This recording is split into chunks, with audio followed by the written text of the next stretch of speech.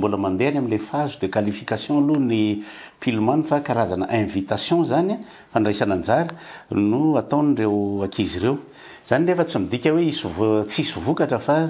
tena mpitatana dia manantena fa azo vokatra tsara na dia ataoko hoe mifanatsarana ny zava-bita amin'ireo sokajon-domano zay nolazaiko teo raha ny eto Madagascar.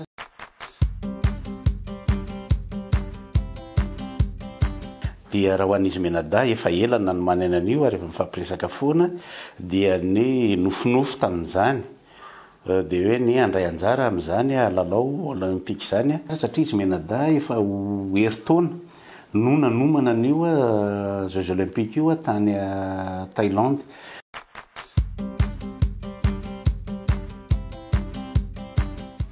Raha ny taranja lomano manokana eto Madagascar dia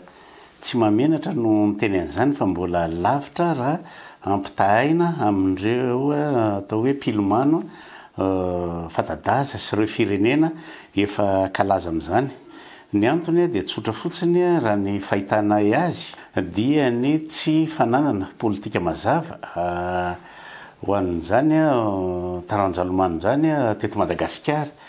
Raha tsy ilaza fotsiny fa tsy ny fotodrafitrasa eo koa ny fijerena ny hoaviny reny pilomano reny satria ny akamaroany raha ny taranja lomano eto Madagasikara aloha dia mbola mpianatra daholo ireo pilomanontsika ireo.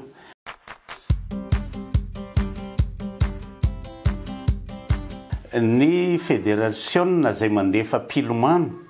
makany amin'ny championnat du monde fiadina ny tompon-dakeran-tany eo amin'ny dobo mirefy 50 mètre herintaona mialohan'ny andehanan'ny Jeux olympiques dia ireo ankizy alefa ny fédération manao an'izay championnat du monde zay no eken'ny fédération iraisam-pirenena isafidianana an'ilay ankizy ireo pilomano manao an'izany Jeux olympiques zany.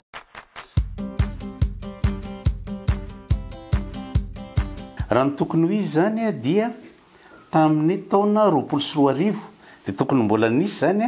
ataoko hoe classement na fifanitsanana ho anazy 4 menada nidiny sisy tantsika tsy afaka namonjy any Madagascar izy menada dia rehefa nidinika ny comité exécutif ny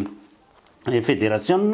dia ny safidy an'izy menada ny antony teto Madagascar nikatona ny dobo fimanosana izy menada rehefa zany efa nahazo tombony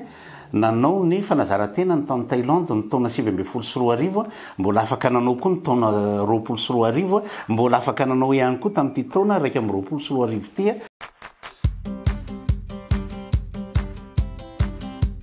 Tratra ny tanjona ary mampirisy an'ireo atao hoe zandriny sy ireo namany zay pilomano anatin' zany fédération eto Madagasikara zany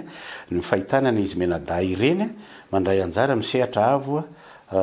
toy ireny mety isy fotoana ihany ny andalovany eto Madagasikara ary izarana movantana